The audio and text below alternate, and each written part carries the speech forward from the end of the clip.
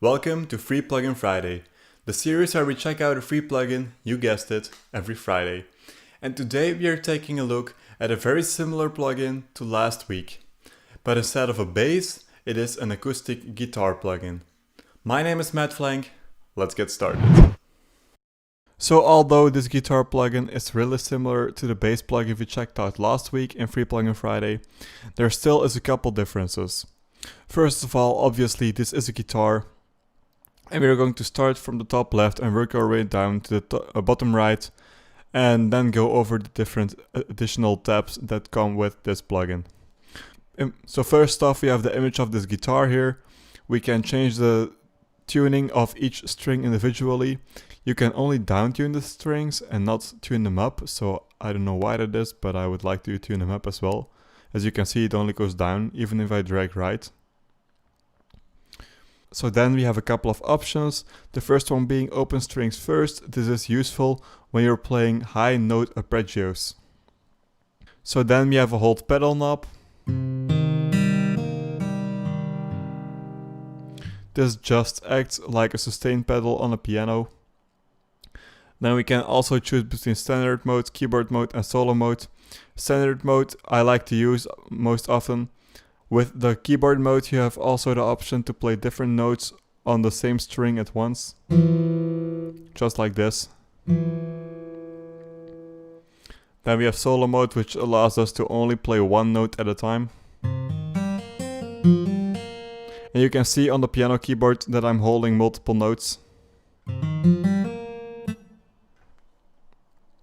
But I like to leave it at standard. Then we have again the auto legato mode and the auto hammer on and pull off switch. And we can turn on stroke noise or turn it off. So then we have a couple of sliders. The first one being mic 1, then mic 2 and the main volume. This guitar is simulated to be recorded with 2 microphones, or it is actually sampled with 2 microphones, and you can adjust the volume of these 2 microphones individually.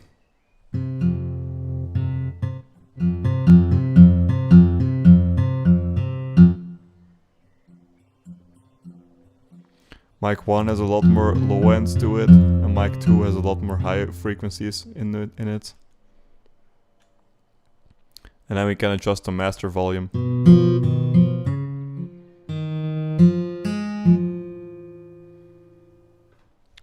Next up we have 3 knobs. The first one is the panning.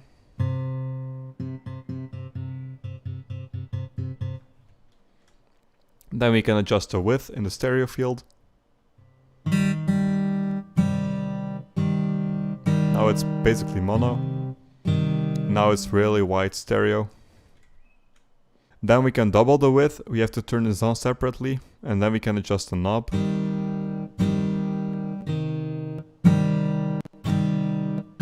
You can immediately hear the difference. Then we have some more faders that we can turn on or off separately, just like this. Let's turn it on. The first one is the release sound gain.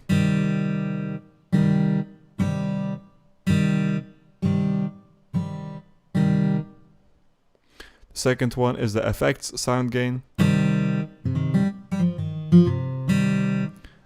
The reason why you barely hear anything of these sliders when I'm playing just a chord or a couple of notes, this is because it is more accentuated when you play an actual song, and I'm just playing one chord here, so not everything will be audible. Next up is the resonance sound gain. And as you can see, when you hover your mouse over something, the name and what it does also appears on your screen. Next up is the fret sound.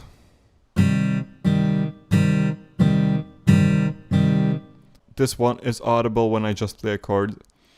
Next one is the fret sound release gain. The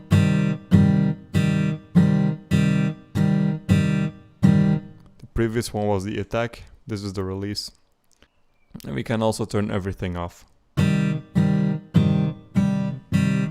Again, this is very subtle.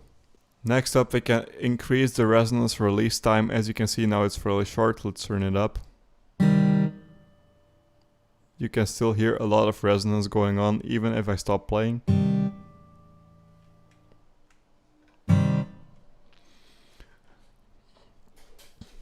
So next up, when you're playing guitar, it obviously takes a little bit of time when you hit a string to start vibrating the entire string, and you can adjust that start time with this knob.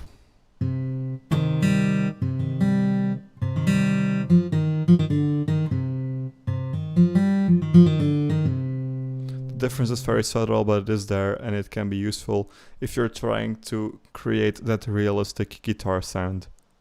Next up, I have a capo volume knob, and I don't know how to enable this, but for me it is basically blank now. So then we can take a look at the keyboard. Just like with the bass plugin, we have the blue line underneath the keys. The big blue line is the range of this guitar. It goes from an E1 all the way up to a C5. Anywhere lower or higher is unable to play notes. So now let's start from the left. The yellow lines indicate different playing modes. The first one is sustain, nature harmonic, palm mute, slide in and out, legato slide, hammer on and pull off. So then we can take a look at the next blue line, which includes some different effect noises, for example scratch. And every time you play it, this sound is a little bit different, just to give this guitar an even more realistic sound. Then we have slap. Sounds like it's just 2 samples to me. Then a silent press. So if there is any ringing notes, let's increase the resonance. And let's play a chord.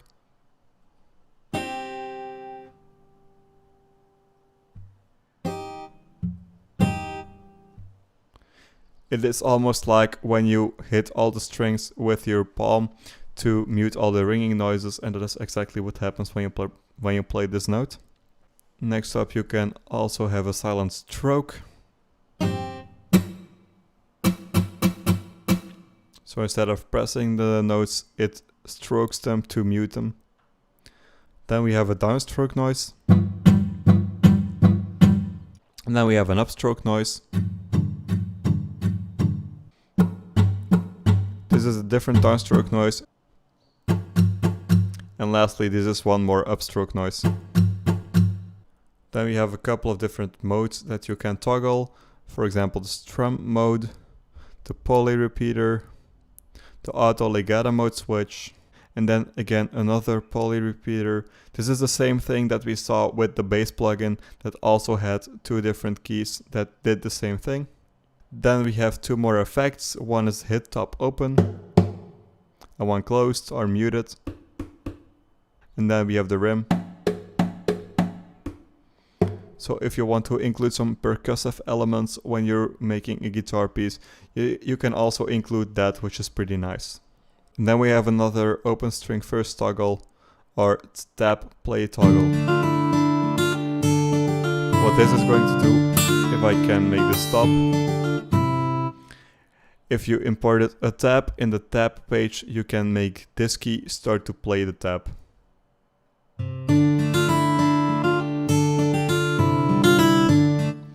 And I assume that you can also import your own tabs, but I didn't do that yet.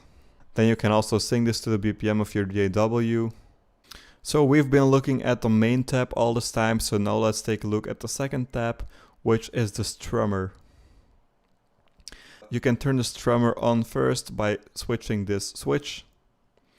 And as you can see, a pick appears on this guitar and you will be able to create strumming sequences. We're going to start here, and as you can see, I can sync the BPM of this plugin to the BPM of my DAW. And it is synced, as you can see. Let's set it back to 100. Then in case we save sequences and patterns, we can import them with these different knobs, save and load patterns. So there is 8 pre-built patterns that I will be showing you right now.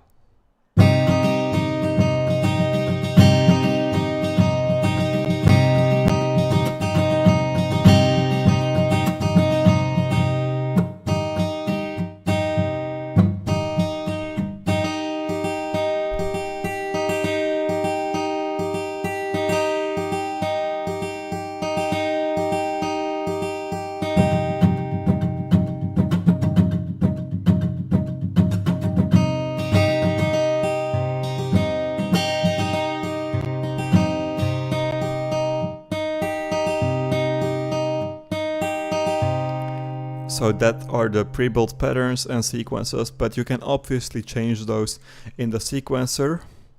So these are the different strings. We have string 1, 2, 3, which does not want to be played, I don't know why, 4, 5, and 6. Then we have different strums, an upstroke, a downstroke with the treble open, and a downstroke with the bass open. Then we have 2 muted strums. Then we have a downstroke bass muted, a downstroke with a treble muted, and an upstroke that is muted. So if a sequence is playing, you can add some swing.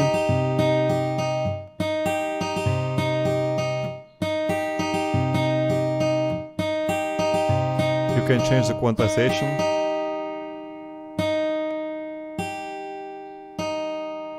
So then we have chord modes.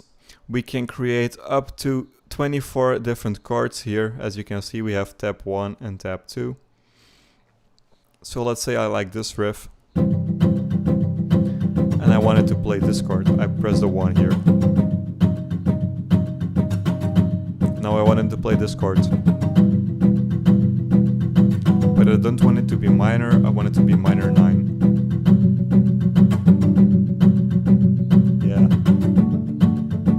I don't want this to be D major, I want this to be D sus2.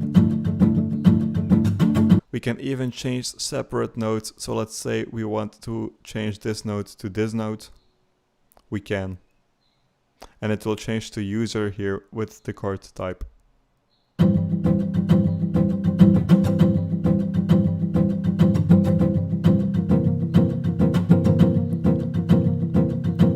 Let's set it back to C major. And then we have different positions that C major can be played in. As you can see, the position of your hand changes in this case.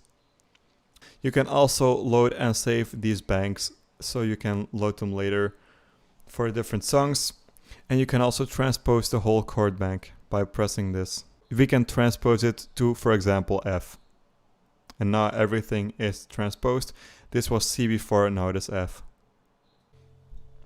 So for these knobs that we have here, we can change the strum time. This changes how long it takes for the pick to cross all the strings. So if we play a sequence right here,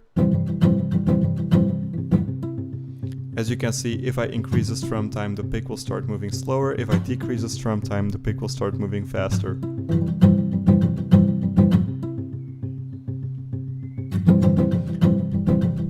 Then we can change the body resonance of this guitar. If it is higher, it simulates an open string with a longer ringing time.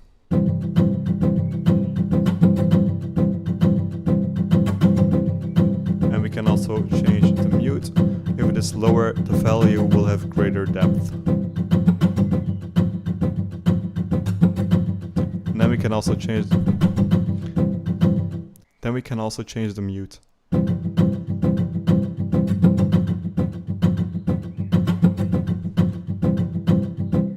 And then we can increase or decrease the stroke volume.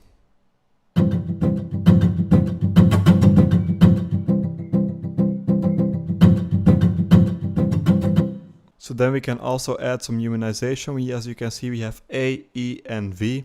A stands for all, E stands for each, and V stands for velocity. With all, this will harmonize the strum time of all the strings.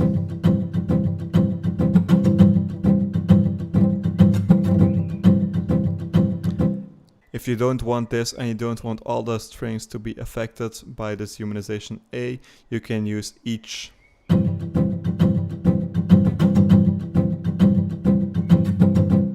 So the strum sequence will take exactly as long, but it will change the strum time within this sequence and make it a little bit more random. Then we have humanization velocity, and we can make the velocity a little bit more random.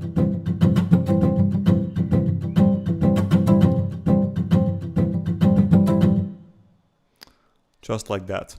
And as you can see, if you go back to the main tab right now, there is a lot of new features and colors in this keyboard, as you can see.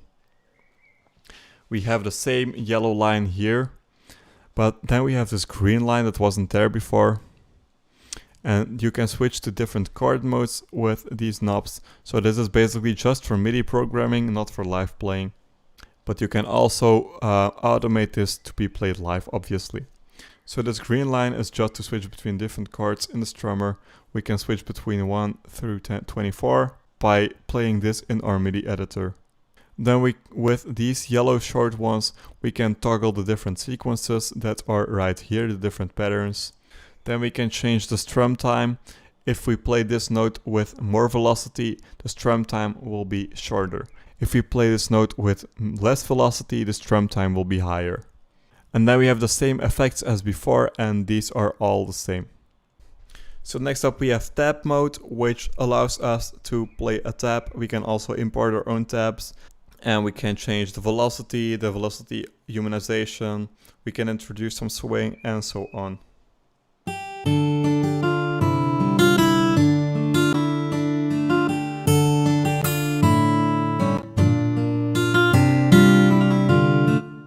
Just like that. Then we have an effects tab, which is the last tab that is different from the bass plugin that we talked about earlier. We can turn on different effects by clicking on them. And then we can adjust the values for each effect.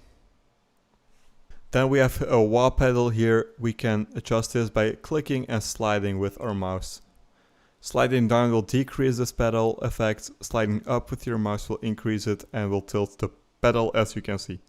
Then we have the same edit tab that the bass plugin had. We can change the different strings of different notes. We can change the fret that it is being played on. We can adjust the velocity layer, the cycle. So we can adjust the tune of each note individually and the gain of each note individually. If we adjusted this, for example, for a specific song, we can change this and import it later for if you want to play that song again. And then the settings window is also the same as the bass plugin that we talked about last week. And lastly, before we end this video, there's 4 more options. We have stereo 1, stereo 2, mono 1 and mono 2. This allows the guitar to sound different in the stereo field.